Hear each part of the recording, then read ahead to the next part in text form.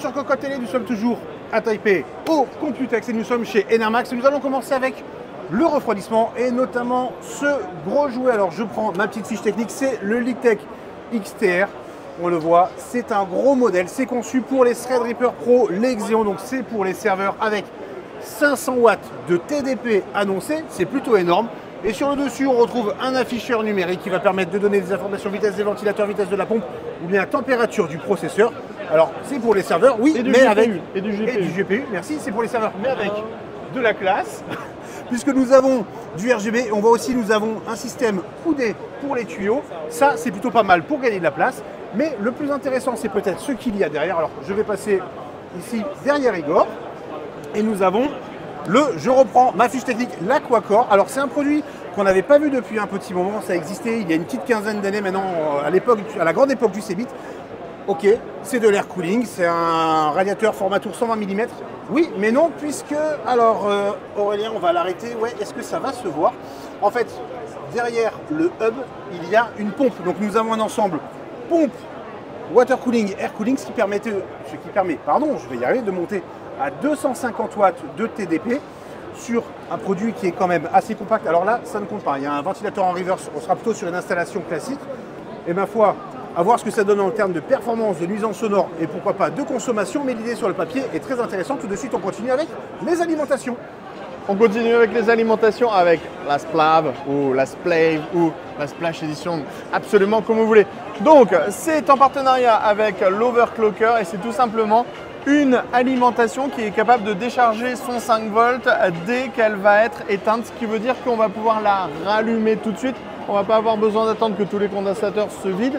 Bref, ça permet de gagner du temps. Donc par exemple, quand on est en train de faire un record d'overclocking et qu'on a besoin de rebooter tout de suite, eh bien ça sera possible. Autrement, pour les gens qui ne font pas d'overclocking, on va avoir prochainement la Platimax DF12. Donc on connaissait déjà la DF12 Révolution en 80 plus Gold et en 12 cm. Maintenant on a la DF12 en Platimax. Donc on a une certification 80 plus Platinum. On retrouve les câbles modulaires à l'arrière. On retrouve le ventilateur de 120 mm semi-passif. Et on est seulement sur 12 cm de profondeur. Donc c'est ultra petit, ultra compact. Ensuite on va voir la toute nouvelle Max Titan Digital qui va sortir 1150 watts en titanium. Elle est énorme. Pourtant, elle ne fait que 18 cm de profondeur, ce qui n'est pas trop.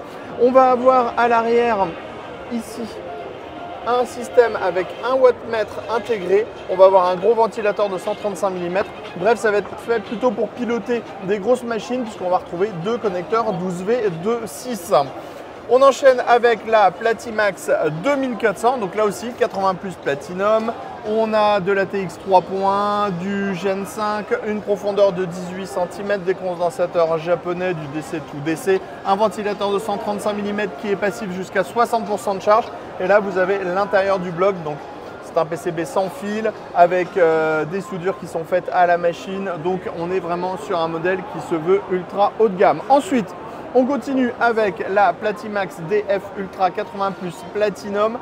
Là, on a 1600 watts de puissance. Alors, attendez, je la prends. 1600 watts de puissance et ça fait 14 cm de profondeur. Je ne sais pas si vous vous rendez compte, mais c'est absolument énorme. Ventilateur de 120 mm, gros mèche sur le dessus qui a l'air assez respirant. Fonctionnalité semi-passif pour le ventilateur jusqu'à 60% de charge. Ça veut dire que, en gros, tu mets 1000 watts et le ventilateur ne tourne pas. Donc ça, je trouve ça ouf. C'est travaillé au niveau des formes et bien sûr, ça va être disponible avec une tonne de connecteurs et un 12V 2.6 pour gérer de la grosse 4090. Je crois que pour les alimentations, c'était tout. On continue avec le reste des produits. Alright guys, we go for PCKs now. Oh, sorry. Yeah. On s'occupe des boîtiers PC chez Enermax avec d'abord le panneau 270. Alors oui, chez Enermax, on a aussi ce type de water cooling avec un écran qui dépasse derrière. Ça va arriver ou pas, c'est un prototype pour le moment, mais ce n'est pas le modèle de la concurrence qu'on ira voir plus tard. Je précise juste, je me permets, c'est de la 3D stéréoscopique si jamais vous avez envie de faire de la 3D dans le PC. Voilà, donc panneau 270, donc Boîtier panoramique avec panneau curve à l'avant qui rejoint le panneau arrière qui est plat, la connectique sur le côté gauche avec du type C, de l'USB 3.2, le bouton power, le reset. On va avoir la possibilité de mettre des ventilateurs sur le côté en 2 fois 120 mm, dans la partie basse en 3 fois 120 mm, dans la partie haute en 3 fois 120 mm et en 1 fois 120 mm à l'arrière. Et on est sur une compatibilité avec les cartes mères Asus BTF et MSI Project Zero.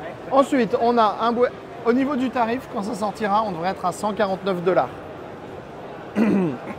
Ensuite, on a le R240. Donc, c'est un gros boîtier Airflow. Airflow à l'avant, Airflow sur le dessus, Airflow sur le côté droit, verre trempé sur le côté gauche. Donc, pas Airflow du... Si, Airflow sur le côté gauche aussi, pardon. Parfois, je dis n'importe quoi.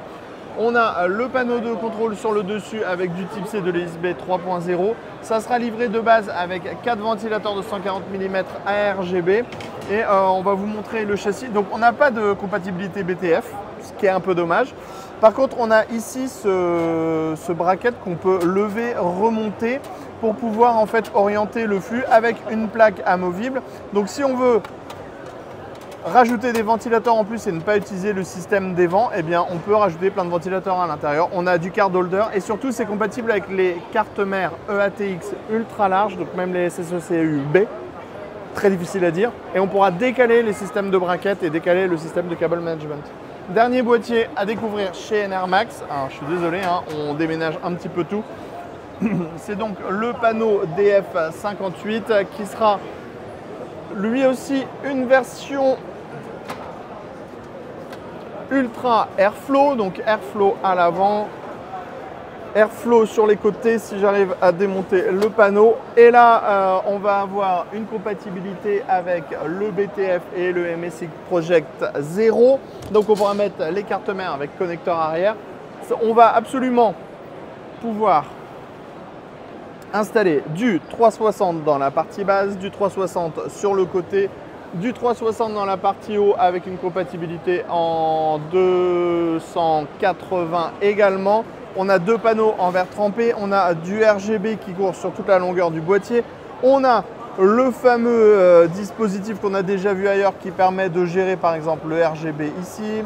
On peut ensuite éteindre les lumières du RGB, donc ça c'est vraiment hyper pratique et on peut gérer la vitesse des ventilateurs. On va également avoir cette petite partie qui va être en bois sur le côté qui apporte une vraie petite touche en plus par rapport à ce qu'on a pu voir chez la concurrence. Et derrière, c'est ultra bien parce qu'on va pouvoir absolument tout dissimuler. Donc là, on a des emplacements SSD ou HDD et on va pouvoir ouvrir la grille. Alors là, on ne peut pas l'ouvrir parce qu'on n'a pas accès à tout, mais ça permettra de dissimuler absolument tous les câbles. On retrouve d'autres braquettes derrière et ça fera un montage qui sera ultra propre. Pas de tarif pour le moment. On a terminé chez les petits crabes de Enermax. On vous dit à bientôt.